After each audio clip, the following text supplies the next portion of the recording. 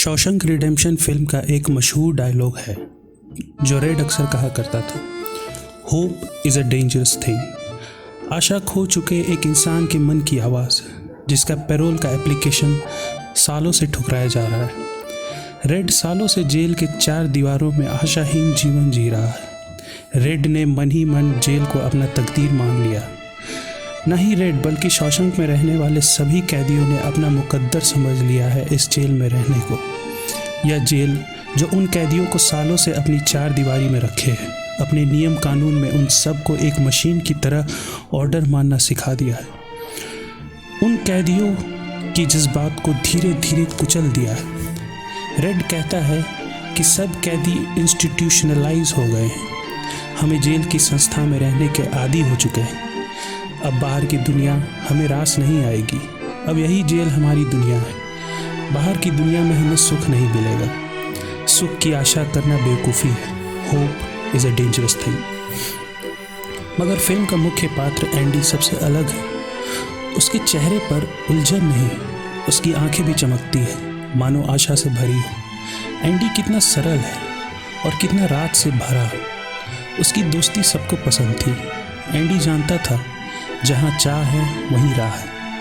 अपने कुचले जज्बातों में जी रहे कैदियों को एंडी ने वो सुकून के कुछ पल दिए थे जब उन कैदियों का एहसास हुआ था कि वो भी इंसान है। जब एंडी ने लाउड स्पीकर में म्यूज़िक बजाया था, एंडी पे न जाने कितने भयानक जुल्म हुए थे, फिर भी एंडी के चेहरे पे मायूसी नहीं छाई थी।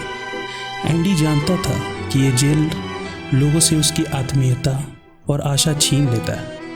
इस जेल में रहते रहते लोग जेल में रहने के आदी हो जाते हैं।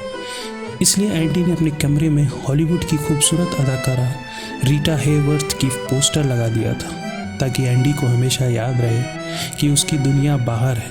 एंडी का धैर्य और आशा उसे 20 साल बाद ही सही पर जेल के मशीनी ज़िंदगी से बाहर निकाल बारिश के बूंदों में खुले आसमान के नीचे पहुंचा देती है। एंडी का जीवन आशा से भरा था। आशा हमारे जीवन का अहम हिस्सा है। Hope is not a dangerous thing. South Korea की मशहूर फिल्म पैरासाइट का एक डायलॉग है जब मिस्टर किम मिस्टर पार्क से पूछते हैं कि आप अपनी पत्नी से प्यार करते हैं ना। मिस्टर पार्क सीधे मुंह इसका जवाब नहीं देता। मिस्टर किम फिल्म में मिस्टर पार्क से दूसरी बार भी यही सवाल पूछता है और दूसरी बार भी मिस्टर पार्क किम को डांट देते। मिस्टर किम के लिए ज़िंदगी का मतलब परिवार था।